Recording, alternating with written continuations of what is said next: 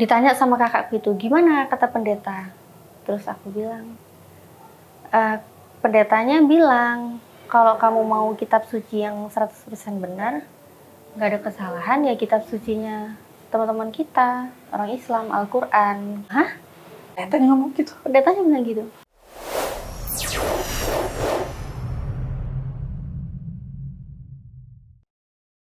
Bismillahirrahmanirrahim. Assalamualaikum warahmatullahi wabarakatuh. Ya, alhamdulillah pada kesempatan kali ini di waktu Indonesia Barat kita kedatangan tamu dari Jawa Timur, tentunya di Malang, seorang muslimah, mu'alaf, inspiratif yang teman-teman netizen pasti sudah banyak yang tahu. Langsung aja kita sapa. Assalamualaikum, Mbak Natali, apa kabar? Waalaikumsalam warahmatullahi wabarakatuh. Sehat? Alhamdulillah sehat. Oh, ya, Masya Allah teman-teman, kali ini tamu kita memang sudah menjadi inspiratif teman-teman nasional, secara nasional. Masya Allah. Tentunya ya kita di sini ingin mencari faidah, kisah-kisah inspiratif yang belum kita ungkap mungkin atau belum diceritakan oleh Mbak Natali. Insya Allah tentunya kita akan bahas di sini. Yang ingin saya tanyakan tuh, dulu masuk Islam tujuannya kan ingin jadi pengikut Yesus sejati. Benar. Betul kan? Iya. Nah ini memangnya dulu Mbak Natalia ini pernah sekolah teologi kah? Atau ada apa nih? Ada informasi apa yang melatar belakangi itu? Apakah dari orang tua atau dari mana gitu? Silakan Mbak. Ya, alhamdulillah ya sebenarnya. Dari dulu tuh memang latar belakang keluarga aku kan keluarga yang bisa dibilang itu taat ya, Kristen yang taat gitu. Taat apa aja yang diajarin dalam kekristenan itu ditanamkan untuk harus taat gitu. Jadi anak-anaknya pun memang harus ditanamkan mencintai Tuhannya. Tapi dulu kan Tuhan yang disembah itu Yesus ya. Yeah. Jadi benar-benar harus tujuannya pokoknya Yesus, tujuannya Yesus gitu, mencintai Yesus. Sebenarnya latar belakang pendidikan juga aku nggak pernah itu kayak sekolah teologi itu nggak pernah kayak serius di suatu sekolah-sekolah Alkitab itu nggak pernah. Yang ada sih cuma dari zaman kecil tuh biasanya kan di sekolah ada kegiatan-kegiatan siswa Kristen atau enggak semisal di gereja ada kegiatan untuk musik. Nah itu biasanya sih di situ sih ikutan, tapi nggak sampai ke serius dalam menggali teologi gitu nggak pernah, hanya jemaat biasa. Oh iya. Kita kan tentunya tahu nih sebagai muslim turunan ya kita nih. Tentu di agama Kristen itu kan sudah dijanjikan surga, diampuni dosanya dan seterusnya. Kok mau gitu Mbak Natalia masuk Islam? Yang Islam ini kan masuk surga pun melalui perbuatannya gitu. Tentu dengan rahmat Allah Subhanahu wa taala. Cuman kan 50-50 gitu kan. Semua tuh tergantung amal dan perbuatannya. Kenapa Mbak Natalia kok mau gitu dan sampai rela meninggalkan? Apakah ada suatu kejanggalan di agama sebelumnya ataupun apa yang membuat trigger Mbak Natalia masuk Islam? Iya, karena yang aku cari dalam beragama itu ya sebenarnya kalau dibilang Kristen enak ya, didoktrinkan asal percaya Yesus sebagai Tuhan dan Juru Selamat masuk surga. Itu memang sesuai dengan iman mereka, oke banget nih kan. Nah, hanya dengan kasih gitu ya. Nah, tapi kalau untuk aku pribadi ya itu menjadi pertanyaan juga. Karena apakah itu bisa teruji kebenarannya kan begitu. Dan kalaupun untuk aku sendiri, aku nggak cuma memilih agama tuh asal enak-enaknya aja, enggak. Tapi harus benar-benar dilihat. Nah kalau dibilang harus percaya satu sosok sebagai Tuhan, maka aku harus memastikan Tuhannya itu benar. Nah jadi dalam beragama itu aku memang mencari agama yang sempurna. Nah kalau dalam Islam ini kan ada yang namanya tuh semua aspek terpenuhi. Kalau aspek muamalah ya, kebaikan, saling mengasihi gitu kan, itu memang semua keyakinan, semua agama pasti mengajarkan kebaikan. Ya. pasti saling mengajarkan kebaikan, bagaimana kita berbuat baik ke sesama ataupun ke yang di luar keyakinan kita, itu pasti sama. Bahkan ateis pun sangat tinggi sekali sosialnya bisa dibilang ya dengan sesama. Tapi dalam beragama itu aku juga butuh yang namanya aspek teologisnya. Nah itu yang tadi aku bilang, ketuhanannya harus dilihat dulu benar nggak. Nah kalau untuk melihat ketuhanannya benar atau enggak, di sini berarti aku harus melihat yang namanya apa sih yang ada di dalam kitab suci keyakinan itu. Nah kalau kitab suci itu benar, pasti akan diperkenalkan Tuhan yang benar. Pasti akan tahu, oh ini isi kitab suci ini ternyata 100% benar, nggak ada kesalahan gitu ya. Dan pasti kitab suci ini bisa membuktikan ini kapasitas isi firman ini benar-benar perkataan Tuhan. Contoh simpel ya, zamannya Nabi Muhammad diberikan wahyu, itu kan dikabarkan ya di dalam surat At-Tur ya ayat 1-6, itu ada api di dasar laut. Itu kalau kapasitas seorang nabi, kapasitas seorang manusia yang tinggal gurun. Di padang gurun, dan itu 1400 tahun silam ya. Itu nggak ada yang namanya ilmuwan, peneliti, itu belum ada. Tapi bagaimana bisa? Ini orang bisa mengabarkan ada informasi bahwa api di dasar laut. Dan itu tercatat di dalam Al-Quran. Surat At-Tur ayat 1-6. Ini dari mana? Kapasitas ini dari mana bisa tahu ini kalau bukan datang dari yang Maha Tahu. Bahkan garis edar tata surya di dalam surat Al-Anbiya ayat 30 surat Al-Anbiya ayat 33. Situ matahari, bulan, bintang, matahari dan bulan ya, itu beredar di garis porosnya. Di garis edarnya. Ini dari mana lagi coba yang tahu kalau yang memberitahu itu bukan yang Maha Tahu.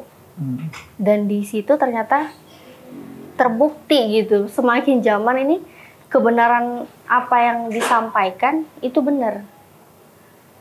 Kalau misalnya itu hanyalah kapasitas dari manusia, itu kayak nggak masuk akal banget ya. Tahun udah lama gitu, kok bisa ketahuan sekarang kan kebukti kebenarannya.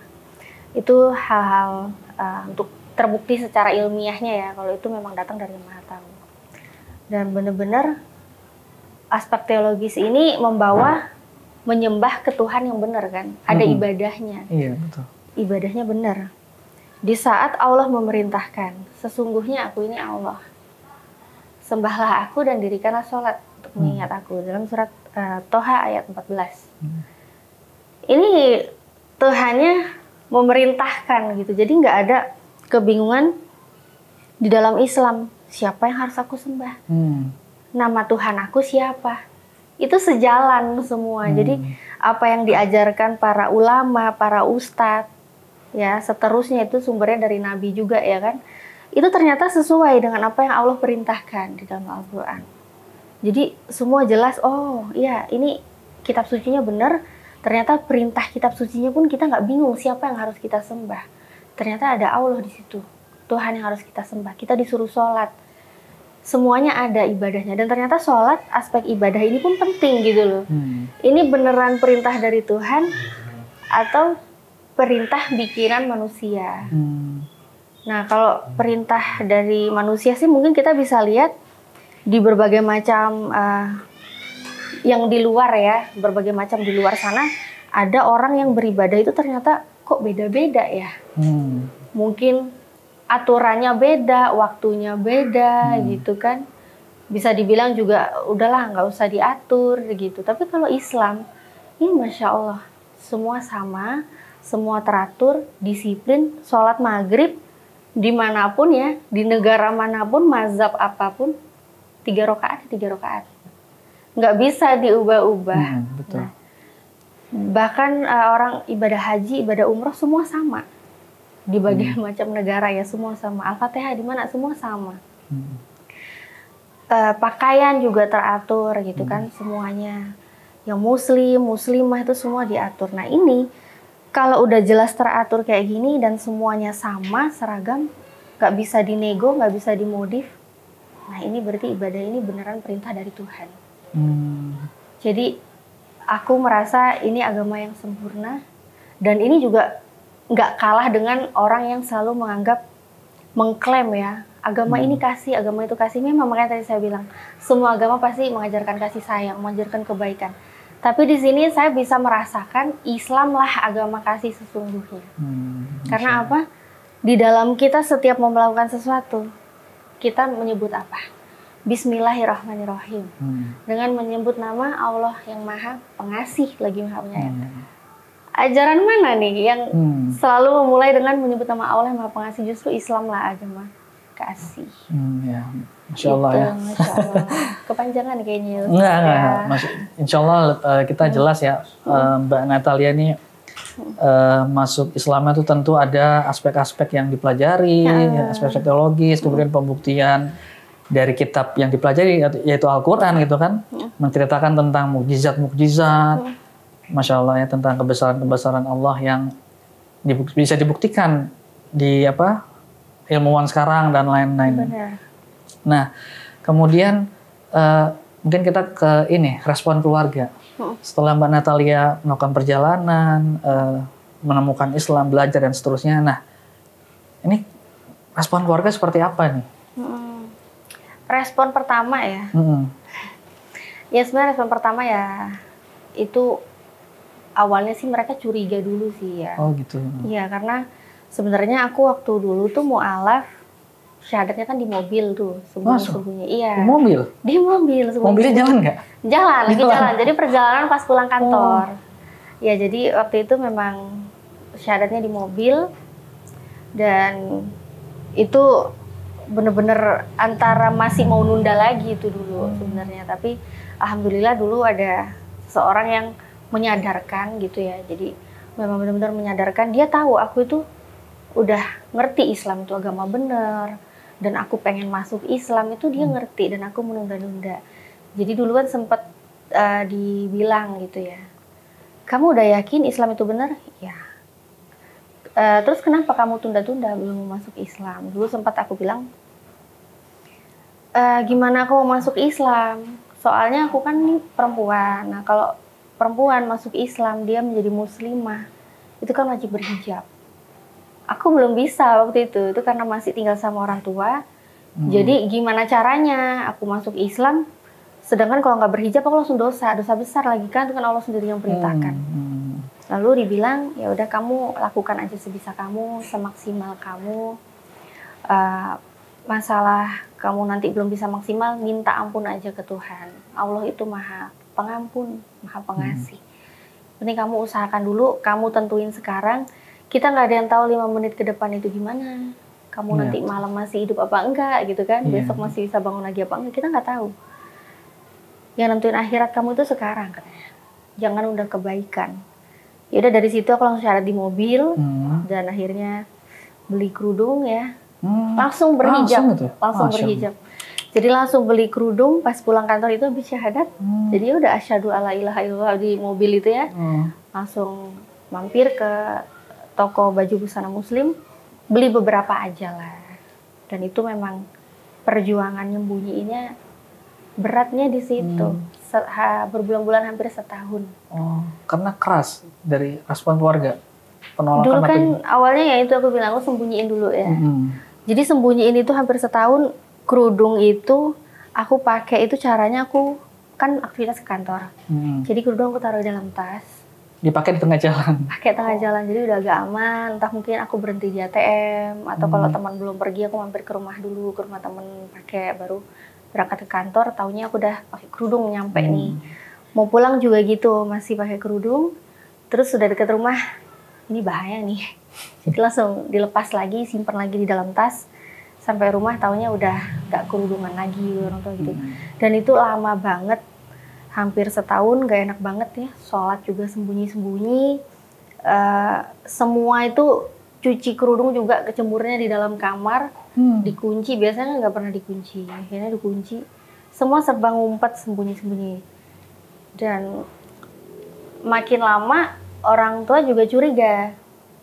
Nah dari kecurigaan itu kok mulai aneh nih. Nih anak kok udah gak mau ke gereja lagi kan, kok pakaiannya juga dulu-dulu kalau ke kantor biasanya kan mini-mini, kok tiba-tiba jadi serba panjang. Iya kan, serba longgar, serba panjang. Jadi itu ada hal-hal yang buat mungkin orang tuaku juga ngerasa kok berubah ini anak. Nah jadi ada satu hari itu aku pas udah jenuh banget pengen ngasih tahu ke orang tua kalau aku itu udah Islam, pengen banget kasih tahu tapi nggak tahu caranya gimana. Akhirnya aku udahlah jalan-jalan aja seharian, dan itu pas hari Minggu. Aku keluar dari pagi sampai malam, dan hari Minggu itu kan di tempat ibadahku ada beberapa kali ibadah ya. Jadi kalau nggak bisa datang pagi, ada siang, ada sore gitu. Jadi sampai malam aku baru pulang. Nah di situ pas kakakku itu yang kan semua kakak udah berumah tangga waktu itu.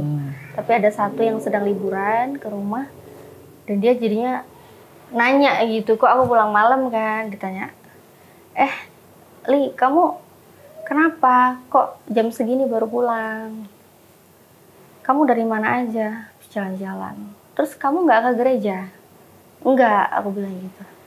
Kenapa kamu nggak ke gereja? Emang udah nggak mau ke gereja? Gitu. Dipancing-pancing ya? Iya, udah nggak ke gereja. Soalnya tuh udah sakingnya udah dari seharian keluar tuh sebenarnya udah nggak tenang gitu loh hati tuh, sampai curhat ke teman-teman juga, pengen ngasih tahu ke orang tua, pengen ngasih tahu orang tua.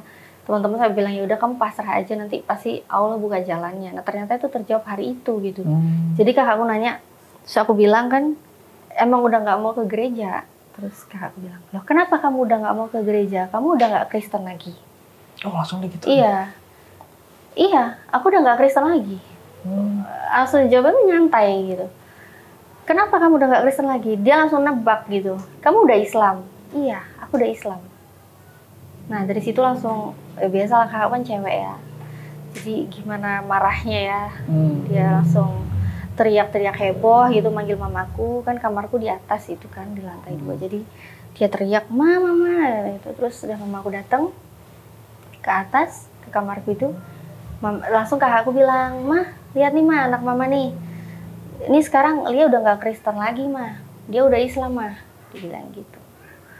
Dan di situ Masya Allah ya, alhamdulillah Allah itu menghadirkan aku di keluarga yang baik, keluarga yang lembut banget sama aku. Jadi mama itu responnya cuma santai gitu ya. Jadi mama tuh responnya gini, hah bener kamu udah Islam? Iya ma, aku udah Islam, bener. Kamu yakin sama pilihan kamu? Iya ma, aku yakin sama pilihan aku Islam. Oh ya udah, kalau emang kamu udah yakin, kata mama gitu. Pantesan mama juga curiga, akhir-akhir ini kamu kok lain, kok kamu udah beda. Udah firasat ya? Jadi kamu tuh mama udah mikirin sih, udah dari dulu mama mikir kok kamu sekarang udah berubah. Biasanya kamu mau kalau diajak ke gereja sama mama, kamu akhir-akhir ini udah nggak mau. Dari awal dulu kamu ke gereja cuma udah nggak mau ngerespon. Ya udahlah kalau emang udah pilihan kamu itu ya udah, kamu baik-baik aja kata mama gitu. Terus akhirnya kakakku sama mamaku turun dari kamarku, keluar dari kamar ya kan. Entahlah bicara apa, mama sama kakakku sama papaku aku nggak tahu. Nah, akhirnya aku dipanggil. Nah responnya ini nih yang papa, mama sama kakak ini semua udah pada nangis. Di satu kamar itu udah pada nangis gitu kan, duduk-duduk di lantai semua udah pada nangis. Terus aku santai ya, aku duduk, papaku nanya, Lia, kamu kenapa ninggalin Yesus? Aku jawab, aku tuh nggak ninggalin Yesus pak, justru karena aku ngikut Yesus makanya aku masuk Islam. Nah itu papa langsung, ampun Tuhan, kata papa gitu. Ajaran macam apa ini? Kata, ajaran apa lagi nih? Terus aku jawab, ya ajarannya Yesus, Pak. Yesus itu punya Tuhan. Aku bilang gitu. Ya udah, terus akhirnya papa cuma nangis-nangis gitu kan. Mama juga nangis, semua nangis, kakakku nangis. Dan kakakku sampai heran gitu ngelihat aku kok matanya sama sekali nggak ada sedih, malah kayak mata plong gitu, lega gitu. Tapi memang dalam hati tuh lega banget Ustadz, soalnya selama ini nyembunyiin nggak enak, pengen ngasih tahu, ternyata aku bisa ngasih tahu. Jadi mereka nangis tuh, aku ditanya sama kakakku, kamu kok nggak nangis sih dek? Kamu lihat tuh, mama, papa, kita semua nangis di sini. Kamu kenapa bisa nggak nangis gitu? Terus aku cuma jawab, emang kok harus nangis gitu? Ya kalau orang Jawa bilangnya mopong gitu ya. Tapi memang alhamdulillah sih di situ aku bersyukur banget Allah bisa menguatkan hati aku. Jadi walaupun aku ngelihat orang tuaku nangis saat itu, mamaku nangis, papaku nangis, kakakku nangis, di situ nggak ngebuat hatiku luluh untuk kembali ke agamaku yang lama. Walaupun orang tuaku saat itu benar-benar sedih banget. Nah, di situ aku benar-benar bisa kuat, alhamdulillah. Dan kakakku sih waktu itu sampai masih nggak terima gitu. Jadi kakakku masih nggak terima, bilang, apa sih alasan kamu kok masuk Islam? Apa yang buat kamu masuk Islam? Kenapa kamu gitu? Kamu waktu itu ketemu pendeta, gimana jawabannya pendeta? Nah, soalnya kakakku tuh tahu, sebelumnya kan aku pernah janjian sama pendetaku. Aku janjian, aku bawa bukuku, buku itu maksudnya waktu zaman-zaman aku mencari kebenaran sih. Jadi kan aku belajar sendiri kan nggak sekolah teologi apa-apa kan enggak. Jadi aku catat yang membuat aku bingung tuh, aku catat masalah ketuhanan, masalah apa yang tertulis di Bible, ada yang ini narasinya kok berbeda, itu semua berikut jawaban-jawabannya. Jadi aku catat semua dalil yang aku pelajari. Terus aku ditanya sama kakakku itu, gimana kata pendeta? Terus aku bilang, pendetanya bilang, kalau kamu mau kitab suci yang 100% benar, nggak ada kesalahan, ya kitab sucinya teman-teman kita, orang Islam, Al-Quran. Pendetanya ngomong gitu? Pendetanya bilang gitu. Dan dulu aku cuma kaget kan, aku cuma, hah? Iya, kalau kamu mau kitab suci yang 100% benar, nggak ada kesalahan, itu kitab suci Al-Quran. Karena itu langsung datang dari Tuhan. Dia ngomong gitu, pendetaku ngomong gitu. Terus KW ya nggak percaya lah. Nggak mungkin lah, nggak mungkin dia bilang gitu, kata kakakku. Mana coba aku lihat, katanya gitu. Apa aja yang kamu tanyain ke dia, aku mau lihat. Terus aku bilang, ya udah nanti ya, aku catetin lagi yang rapi, nanti aku kasih, ngomong gitu. Dan akhirnya aku catat rapi-rapi, aku catat bagus-bagus, kan awalnya cuma oret-oretan. Aku pindahin ke satu buku, aku tulis yang rapi secara runut. Begitu aku kasih, sampai sekarang nggak dilihat, nggak dibaca. Nah, ya udah, makanya karena aku pengen banget keluargaku tahu alasanku apa, mu'alaf, apa yang aku pelajari, dan bukunya nggak disentuh. Akhirnya waktu itu aku sempat 3 tahun lalu kayaknya ya, 3 tahun lalu tuh aku bikin konten YouTube. Di situ aku menceritakan kisah mu'alafku. Nanti mungkin teman-teman bisa lihat ya apa aja yang aku pelajari di situ. Di situ aku bahas semua. Itu di YouTube Natalia Iriani. Di situ udah aku bahas, di situ aku tampilin per ayatnya. Teman-teman bisa subscribe langsung channel YouTube Natalia Iriani. Klik aja video kisah mu'alaf. Nanti alhamdulillah kalau mau di-share juga. Iya, nggak apa-apa. Jadi di situ aku langsung bikin video. Dulu tujuannya pengen ngasih tahu orang tua dan keluarga, kakak-kakak gitu. Tapi alhamdulillah ya, memang Allah itu ngasih yang pasti yang terbaik ya. Iya, ada rencana Allah. Iya, ngasih rencana. Memang sih dulu pasti aku ngeposting, pengen orang tua aku tahu, juga pasti dalam hati pengen Allah meridhoi mereka dapat hidayah. Tapi tetaplah aku serahin tuh ke Allah aja kan masalah hidayah. Ternyata Allah itu memberikan video itu nggak cuma ditonton keluarga, kakak, gitu nggak. Masya Allah ternyata itu sempat viral ya video itu, dan sampai di reaction kemana-mana, banyak banget yang nonton. Dan alhamdulillah aku juga nggak nyangka ada saudara-saudara kita yang belum mengenal Islam. Ternyata setelah menonton videoku itu kisah mu'alaf, dan Allah mudahkan mereka itu ternyata dapat hidayah. Ada yang langsung hubungin juga minta aku tuntun syahadat langsung. Masya Allah. Masya Allah, itu semua kebaikan Allah lah, di luar semua apa yang aku planningkan gitu. Iya, jadi maunya Allah mungkin Mbak Natalia ingin jadi sebab orang-orang dapat hidayah gitu dengan Masya Allah. Cuman tapi kita bakal, insya Allah bakal doain lah keluarga Mbak Natalia bisa minimal membaca lah apa tulisan yang Mbak Natalia tulis gitu. Masya Allah. Nah, ini kan ini sudah lumayan jelas lah, kita mengerti dan paham bagaimana kondisinya Mbak Natalia pada saat itu. Ya kita ya prihatin dan turut mendoakan supaya keluarga diberikan hidayah. Amin. Nah, kita sekarang bicara setelah Mbak Natalia masuk Islam. Setelah masuk Islam kemudian apa yang dilakukan gitu kan. Sekarang kita juga mengetahui Mbak Natalia kan menjadi penggiat dakwah sosial media nih. Ya kan? Tentu subscriber udah banyak lah gitu. Cuman yang menarik kan kita kan masih kurang lah ya. Masih kurang perhatian dari umat Islam. Adapun kalau misalkan secara dunia lah. Contoh misalkan, ini contoh aja. Misalkan Kylie Jenner ya. Itu berapa sih followersnya kan? Paling 300 jutaan. Coba Greta Thunberg misalkan, aktivis lingkungan di Eropa, cuma 15 jutaan. Artinya kan kita mengetahui ya, ini apa namanya, masyarakat dunia ini kan masih cenderung melihat itu yang showbiznya tuh kehidupannya seperti apa gitu. Nah, kita bicara domestik di Indonesia. Contohnya misalkan Mbak Natalia nih, yang sebenarnya kalau kita lihat harusnya subscribernya, followersnya itu melebihi dari apa yang kita ekspektasikan. Karena Mbak Natalia kan membagikan kisah-kisah inspiratif dan lain-lain.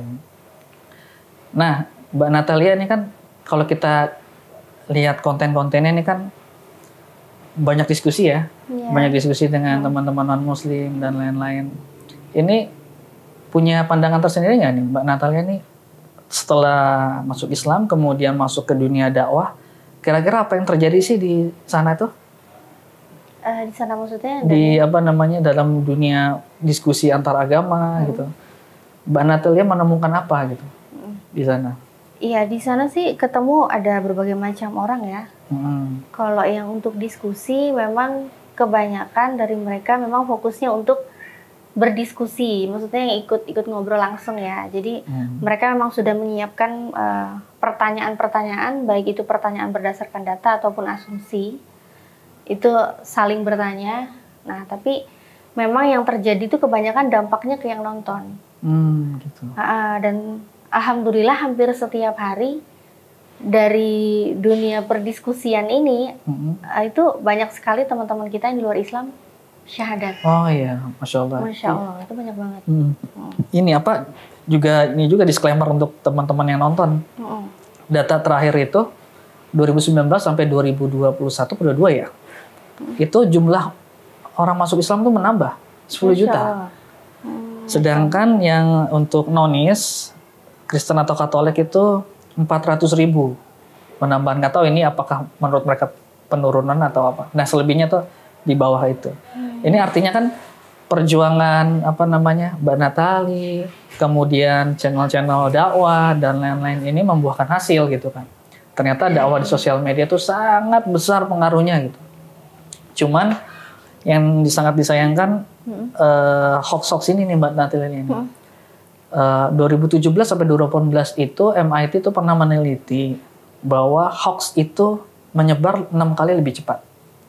Jadi ketika misalkan kita 2 jam scroll nih, Mbak Natalia, misalkan ngitung aja nih, ini kira-kira yang edukatif berapa, yang informatif, yang hoax, tentunya yang hoax yang memenuhi unsur hoax ya, yang tidak ada sumber dan lain-lain, ini berapa? Tentu ini lebih banyak yang hoax ya ternyata Mbak Natalia. Jadi anak-anak Gen Z nih, zilenial kita nih, pola asuhnya ini kan dididik oleh TikTok, Instagram dan lain-lain. Tentu peran Mbak Natalia ini besar sekali. Nah, selama terjun di dunia sosmed, ada nggak nih Mbak Natalia nih hambatannya, rintangannya tuh dalam diskusi itu apa sih? Berhadapan dengan teman-teman yang non-Islam itu? Selama ini kayak nggak ada hambatan sih ya. Nggak ada ya? Semuanya alhamdulillah lancar-lancar aja sih. Mau diskusi gitu kan, nggak ada hambatan apa-apa. Selama yang kami narasikan itu harus sesuai dengan data yang tertulis gitu, insya Allah nggak ada hambatan apa-apa. Ada nggak yang paling salah satu peserta yang paling ngotot banget? Ini pokoknya jadi pakai ilmu pokoknya gitu kan, bukan berdasarkan data. Setiap hari sih. Hampir setiap hari. Seperti itu. Banyak banget dan kebanyakan seperti itu. Gitu ya. Kebanyakan seperti itu. Jadi Coba nanti teman-teman mungkin di sini yang penasaran mungkin ya, ada yang belum pernah melihat, banyak di channel-channel yang menyiarkan diskusi lintas agama, salah satunya di channel Natalia Riani juga ada. Ya, silakan. Hampir tiap hari, setiap hari biasanya. Subscribe, dilihat. Jadi teman-teman netizen Indonesia, silakan ingin menambahkan ilmu, ya wawasan lah, wawasan tentang perbandingan agama dan lain, silakan lihat apa kontennya. Mungkin terakhir Mbak Natalia, harapan cita-cita yang ingin dicapai apa nih, Mbak Natalia? Iya, harapan cita-cita yang dicapai untuk aku pribadi atau? Ya, untuk pribadi dan masyarakat pada umumnya.